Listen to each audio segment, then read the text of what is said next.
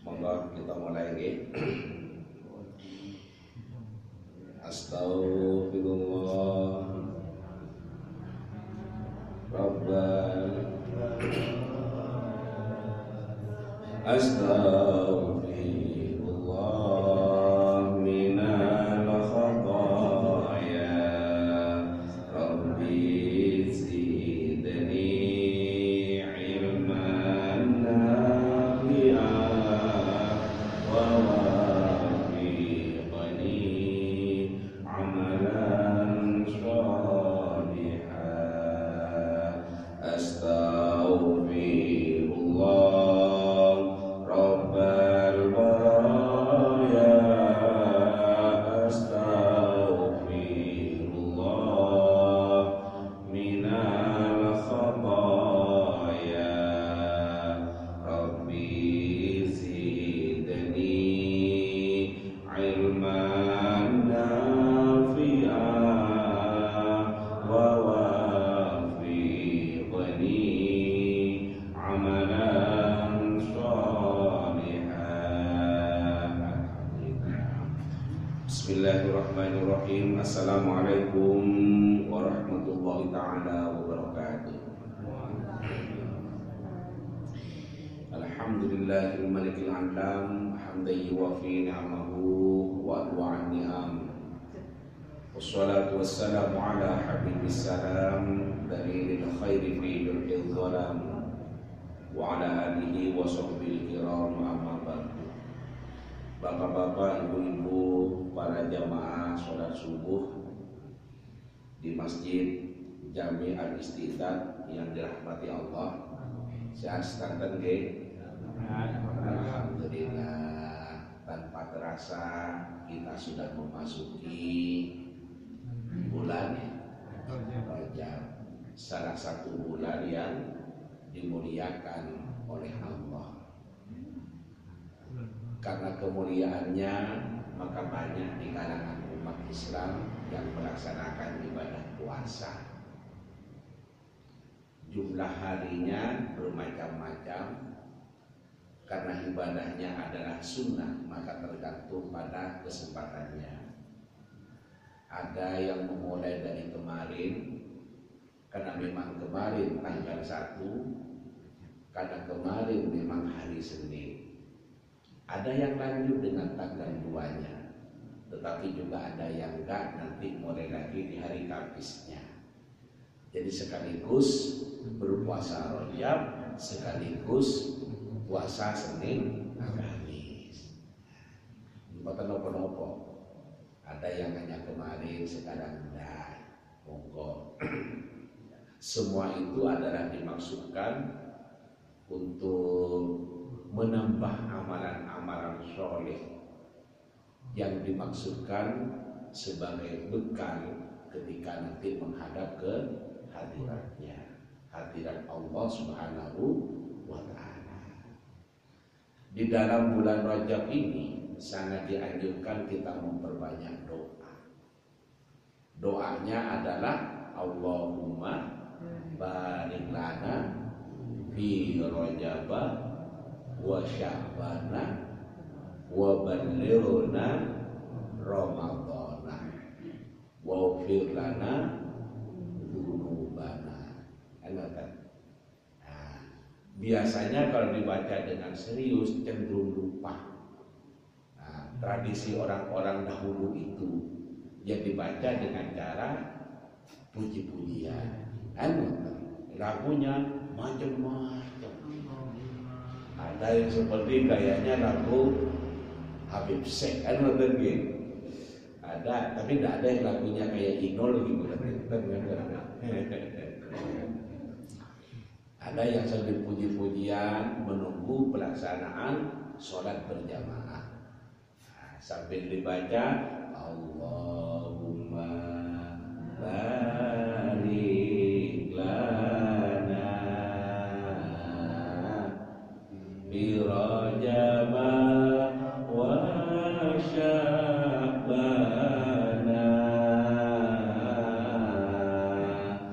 wa ballighna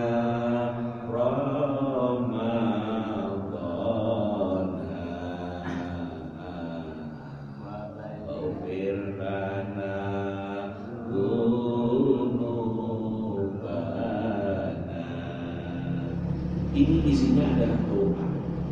Allahumma tu Gusti barik lana fi Rajab, karuniakanlah kepada kami keberkahan di bulan Rajab ini. Wa Sya'ban, dan bulan berikutnya bulan Sya'ban. Bulan Sya'ban itu dari tiang Jawi ruah. Ini bulan ruah. Dari ini pun kata sih boten diajari kalian tiang sepai. Kalau Januari, Februari, Maret hafal standar.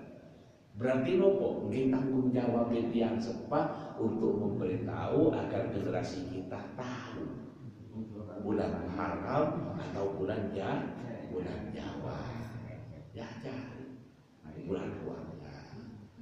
Kemudian barina fi Rajab wa Sya'ban wa balluna, dan Gusti mudah-mudahan kami disampaikan menangi Ramadan pada bulan Ramadan.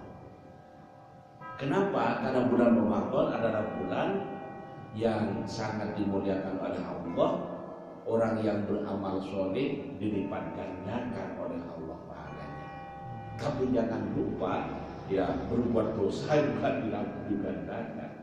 Karena itu usaha semaksimal mungkin memperbanyak amal soleh, mempersedikit kalau bisa tidak usah berbuat dosa. Tapi namanya manusia kadang tanpa sengaja pun terjebak pada berbuat salah, berbuat maksiat. Waghfir lana, dan ampunilah dzunubana, dosa-dosa kami. Nah, ini adalah doa yang sangat dianjurkan oleh para alim, para ulama kita. Nah, cara membacanya monggo bisa dengan cara sambil puji-pujian, bisa juga dengan baca dengan penuh kekhusyuan, atau dalam Al-Quran disebut dengan tadarruan wa khufyatan. Allahumma barik lana fi Rajab wa Sya'ban wa ballighna ya Allah Ramadan wa ghfir lana dzunubana, dan seterusnya. Mudah-mudahan ini adalah sebuah doa ya. Ini adalah sebuah doa, mudah-mudahan kita bertemu dengan bulan Ramadan.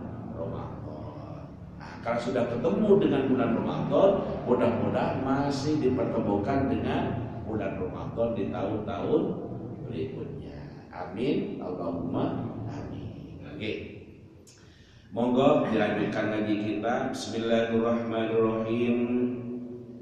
Wa an Khawlata binti Amir al-Ansariyah, dari Khawlah anak perempuannya Amir al-Ansari, wa hiya imra'atun Hamzah. Ibu Khawlah ini adalah istrinya Hamzah, imra'atu Hamzah radhiyallahu anhu, semoga Allah ridho kepadanya, wa anhuma, dan pada keduanya, qalat, beliau berkata. Apa kata beliau? Sami'tu Rasulullah sallallahu alaihi wasallam yaqul, saya mendengar Rasulullah sallallahu alaihi wasallam bersabda. Sabdanya Rasulullah, inna rijalan yatakhawwaduna fi malillahi biwajri haqqin walahumun nar yaumal qiyamati. Inna rijalan, sesungguhnya sejumlah orang. Artinya sejumlah orang, banyak orang, yang orang ini terdiri dari laki-laki. Kalau imro'ah atau nisa itu perempuan, kalau rijal, rojulun, rijalun itu laki-laki. Berarti ada sekelompok orang, ada sejumlah orang yataqawwaduna fi malillahi biwayri haqqin, membelanjakan hartanya dengan cara-cara yang tidak benar. Dalam sebuah syarahnya kitab disebutkan menghambur-hamburkan harta, atau dalam bahasa singkat kita boros, menggunakan harta berlebih-lebihan, tidak pada tempatnya, bukan yang menjadi kebutuhan, semuanya dibeli yang sesungguhnya tidak butuh, itu disebut dengan boros atau menghambur-hamburkan harta. Ini disebut menggunakan harta biwayri haqqin, dengan cara yang tidak benar. Kemudian walakumun naru yaumal qiyamati, orang yang seperti itu orang-orang yang membelanjakan uangnya, hartanya dengan cara-cara yang tidak benar, hanya boros, sekedar menghambur-hamburkan itu, walakumun nar, maka mereka itu akan mendapatkan siksa neraka yaumal qiyamati, pada hari kiamat. Ruwahul Bukhari, meriwayatkan pada hadis ini adalah Imam Bukhari, berarti hadis ini adalah sahih. Karena sahih manakala ini adalah tempat untuk dijadikan pedoman, untuk dijadikan landasan, karena ini adalah hadis sahih. Bapak Ibu hadirin sekalian yang dirahmati Allah, apa yang dimaksudkan dalam kandungan ini? Mari kita bahas dalam kandungan hadis ini, mari kita bahas bersama-sama. Bahwa suatu ketika Rasulullah itu mengatakan begini, sesungguhnya orang-orang yang membelanjakan hartanya dengan cara yang tidak dibenarkan oleh Allah, yakni seperti menghambur-hamburkan harta, bukan yang dibutuhkan, dibeli dan seterusnya, maka kata Rasulullah, mereka itu nanti di hari kiamat diancam oleh api neraka. Artinya hadis ini adalah mengandung larangan. Sekali lagi, mengandung larangan agar kita tidak menghambur-hamburkan harta, dilarang oleh Allah. Kenapa demikian? Karena di dalam Islam itu beda dengan di luar Islam dalam masalah kepemilikan harta. Kalau di luar Islam itu, ini harta adalah harta saya, mau diapakan saja oleh saya, terserah saya.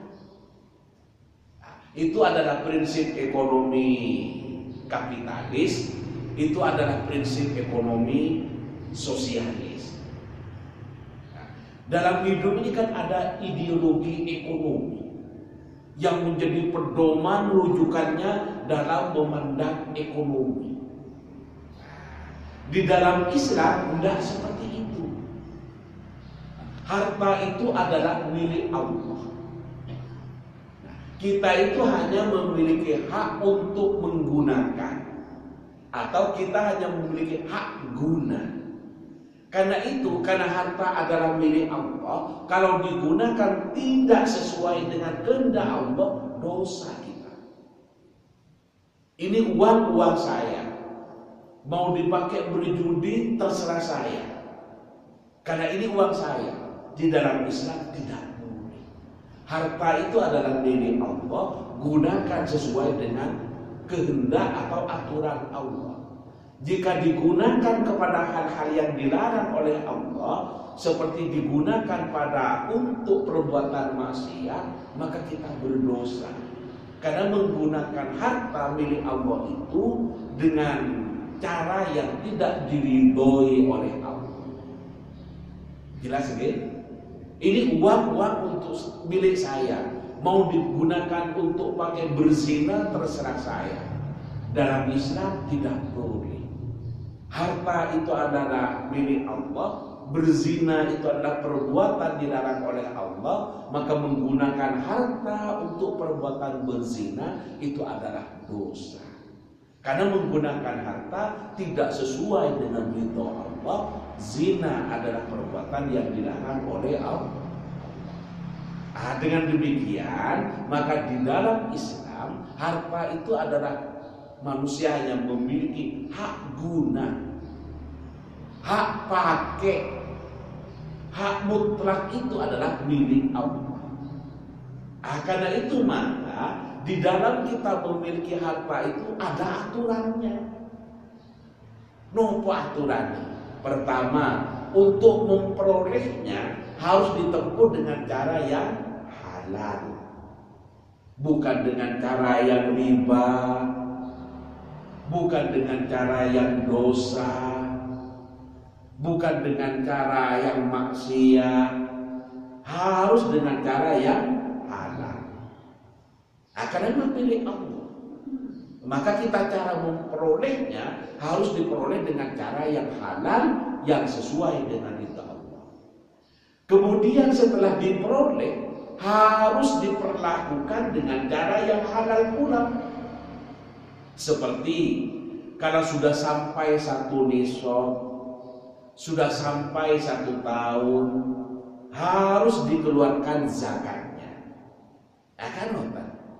Orang biasanya mengambil momentum di bulan Ramadan, sekalian mengeluarkan zakat pada bulan Ramadan.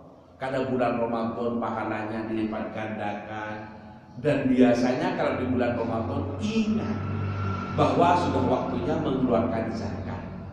Karena letakkan di Januari, lupa dengan peringatan tahun baru. Kalau diletakkan di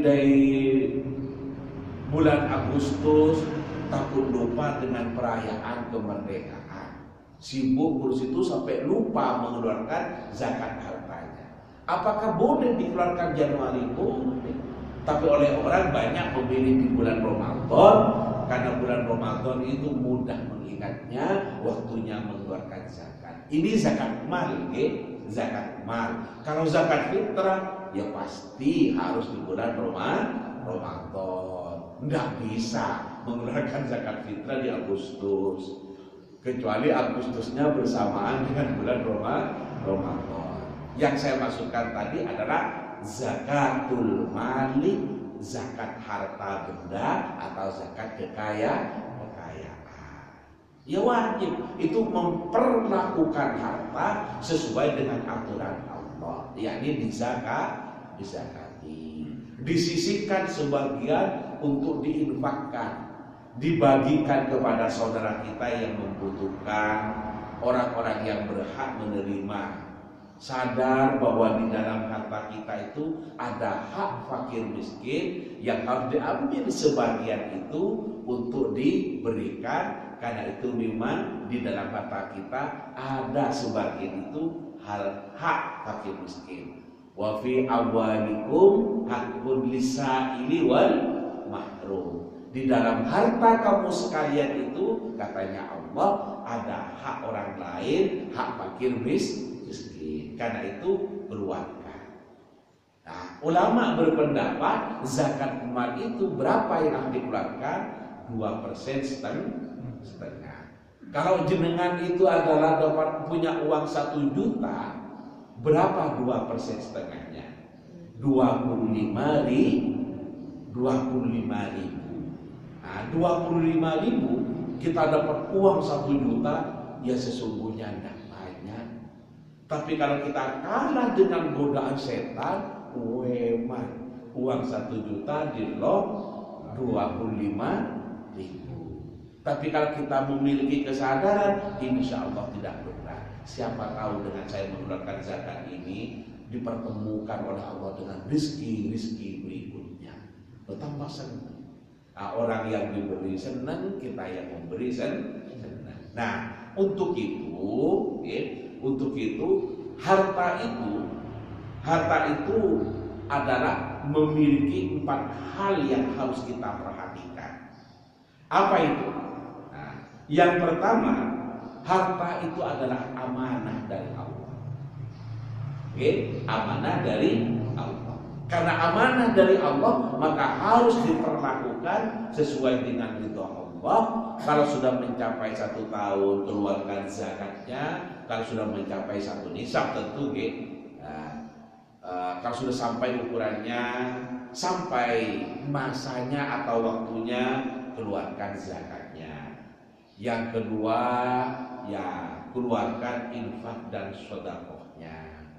Yang ketiga, harus diperoleh dengan cara yang halal dan dibelanjakan kepada hal-hal yang halal. Sisihkan sebagian mumpung Ramadan, berikan kepada masjid. Dan uang yang diberikan ke masjid itulah yang akan kita temukan nanti di alam akhirat atau di alam barzakh. Amal kita. Beberapa bulan yang lalu kan pernah saya menyampaikan dalam ngaji pagi ini di majelis taklim ini bahwa ada 3 hal yang akan mengikuti jenazah. Yang pertama keluarganya, yang kedua hartanya, yang ketiga amalnya. Yang 2 katanya Rasulullah pulang, wayarji'u isnani, yang 2 itu pulang, wayabqa wahid, dan tersisa yang 1. Apa yang 2 itu? 1 keluarganya pulang ke rumahnya, yang kedua hartanya pulang ke rumahnya atau ditinggal di rumahnya. Wayabqa wahid, dan tinggal yang 1 yang menemani jenazah itu. Apa itu? Amaluhu, amal solehnya. Nah, kalau kita di Ramadan menyisihkan sebagian harta kita, barangkali itu yang akan menemani kita nanti di saat alam barzakh atau di alam akhirat. Karena anak, istri, menantu sudah tidak menemani kita. Yang menemani nopo? Amal soleh. Nah, mumpung masih dikaruniai hidup, ayo manfaatkan untuk beramal soleh. Tentu yang diberikan ke masjid ya sebagian saja. Yang diminta oleh Allah hanya 2,5% untuk zakat. Kalau lebih dari itu ya tambah bagus. Nah, umur kayak kita ini apalagi diperbanyak kalau bukan amal soleh. Nah, kalau kayak saya ini sudah menuju 60. Mungkin sudah ada yang lebih 60, mungkin masih ada yang kurang dari 60. Tapi kalau sudah kayak kita ini, mau kemana lagi, ujung-ujungnya juga menuju kepada hadirat Allah. Oke. Kemudian yang kedua dari harta itu, harta itu adalah ujian. Harta itu adalah ujian. Ngeten. Allah di Al-Quran itu menyebutkan wa innahu lihubbil khairi lasyadid. Sesungguhnya manusia itu senang pada harta. Senang banget. Ini adalah memang kecenderungan manusia secara fitrah. Manusia itu memang senang kepada harta. Karena itu maka harta itu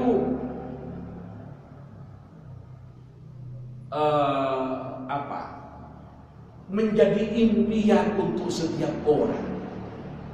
Ingin punya uang banyak, ingin punya rumah bagus, ingin punya kendaraan mewah, itu harapan setiap orang.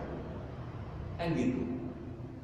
Ini memang disebutkan oleh Allah bahwa manusia itu memang memiliki kecenderungan yang tinggi kepada harta.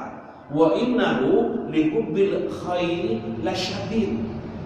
Memiliki kecenderungan senang pada harta.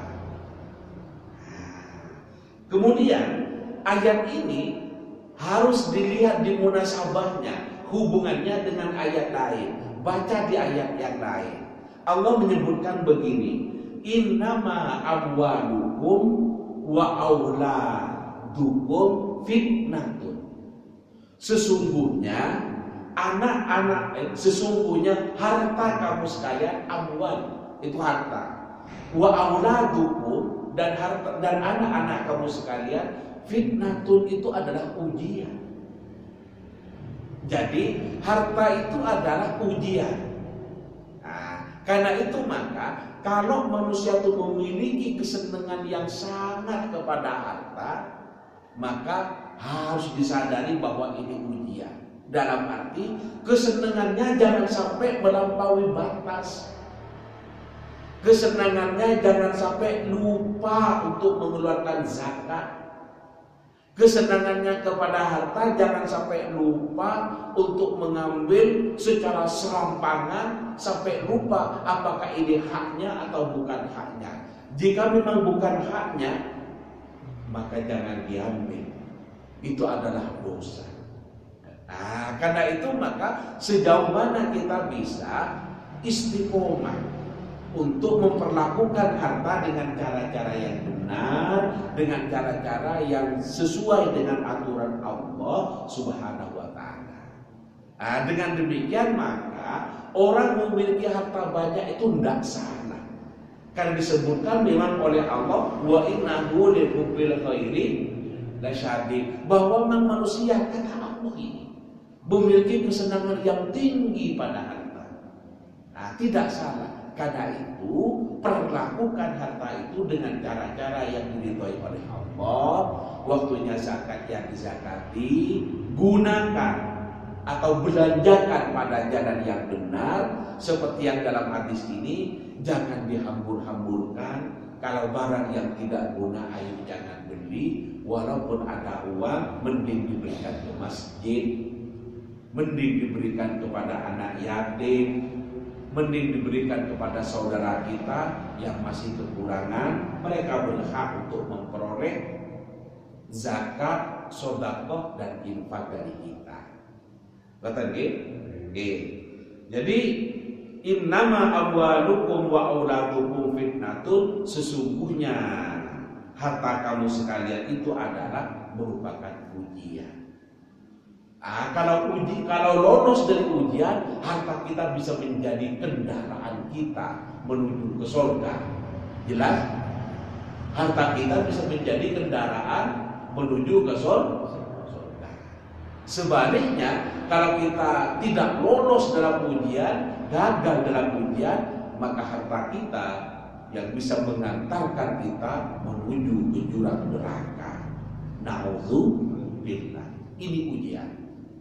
Pertanyaannya sekarang, apakah harta kita ini bisa membawa kita, mengantarkan kita ke surga atau ke neraka?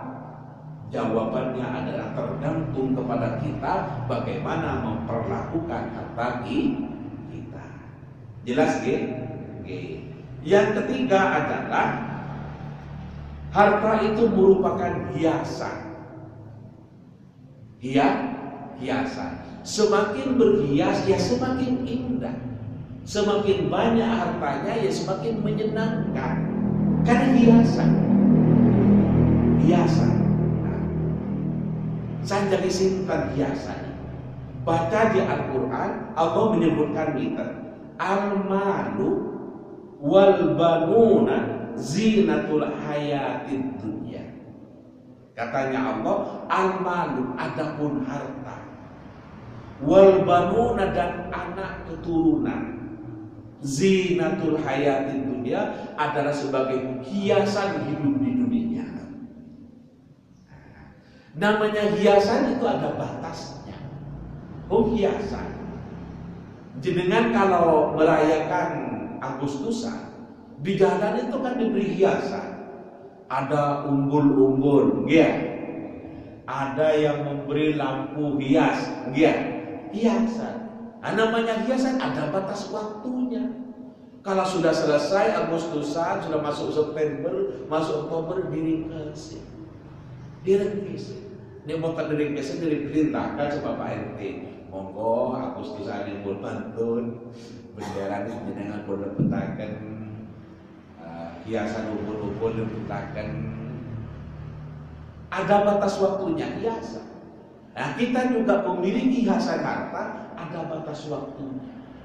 Kita itu adalah memiliki hiasan harta ya pada saat kita hidup ini. Kalau sudah mati, rumah jadi punya mantu dan anaknya, sawah jadi punya dan seterusnya. Dan kita yang dihadapi malaikat mungkar dan nakir. Nah, mobilnya diambil sama menantunya, diambil sama anaknya.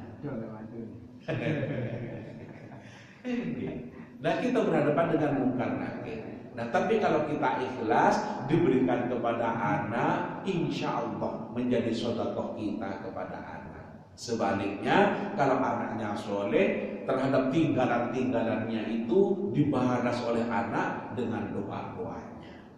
Ini sudah 100 harinya Bapak, saya mengundang tetangga, saya bisa mendoakan Bapak, tapi dengan mengundang tetangga kan tambah banyak yang mendoakan.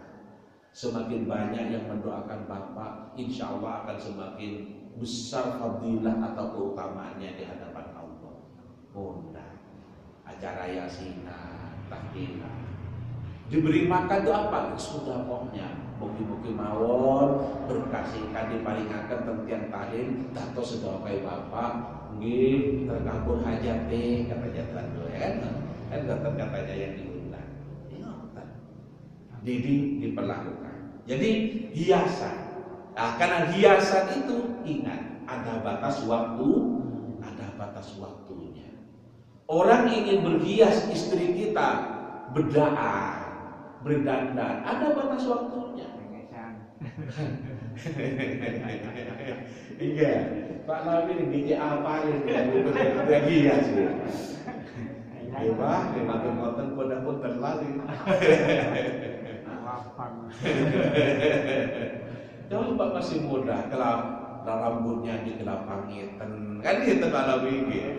Coba dia pun sepuh pun putih. Bah, tapi tak kelapang rambutku ya bang, apa-apa nih? Berubah. Hiasan ada batas waktunya. Nenek lihat senyum baik rasanya rontok artinya ngoten. Dengar senyum bah kailing terbang. Bodoh nonton itu. Sik. Saiki dituduh barang api kadang meneng mawon ngoten. Jadi lemes. Iki yo opo kok koyo piye dituduh barang api kok dadi ngene. Piye dituduh barang api jingkrak. Saiki kok ngene. Ada batas waktunya. Firman Allah ngoten, al-malu wal banu zinatul hayat. Hiasan itu ada batas waktunya. Kemudian yang keempat tentang harta. Harta itu adalah bekal untuk beribadah. Bekal untuk beribadah. Mau sedekah butuh uang, butuh harta.